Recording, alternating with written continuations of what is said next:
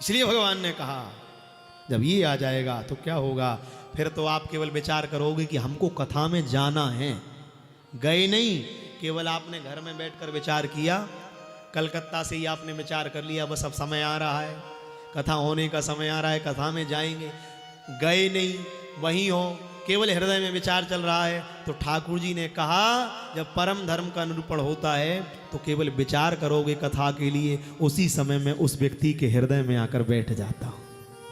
सद्यो हृदय वरुद्यतेत्र कृति भी, हृदय में आकर बैठ गए। अब बैठ गए तो ठाकुर जी कहें बैठ तो गए हम आकर, और जैसे ही तुम कथा में पहुंच जाओगे तो फिर ऐसे बैठते हैं तुम्हारे हृदय में कि फिर निकल कर जाना भी चाहें तो फिर निकल कर बाहर जा नहीं पाते। सद्यो हृदय वरुद्यतेत्र कृति भी शुश्रूषु विस्तत क्षणात्, एक क्षण के लिए नहीं जा पाते, क्योंकि सबसे बड़ा है हृदय। क्यों?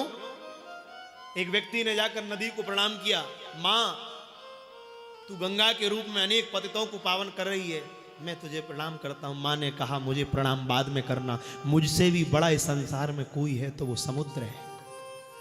अच्छा मां आपसे बड़ा समुद्र है? बोले हाँ, मेरे जैसी हजारों नदियां उसमें जाकर मिल जाती हैं, इससे मुझसे बड़ा समुद्र है, जाओ समुद्र को प्रणाम करो। जाकर समुद्र को प्रणाम किया, हे भगवान आप सबसे बड़े हैं। समुद्र की आवाज आई, भैया मैं बड़ा नहीं हूं, जितनी क्षेत्रफल में मैं हूं उससे कई गुना अधिक में ये पृथ्वी फैली हुई है, इसलिए मुझसे बड़ी तो ये पृथ्वी है। अच्छा आपसे बड़ी पृथ्वी है तो क्या करूं? बोले मुझे प्रणाम मत करो, पृथ्वी को प्रणाम करो। इसलिए हमारे यहां लिखा है प्रातः काल उठकर सबसे पहले पृथ्वी को प्रणाम करो। समुद्र वशने देवी,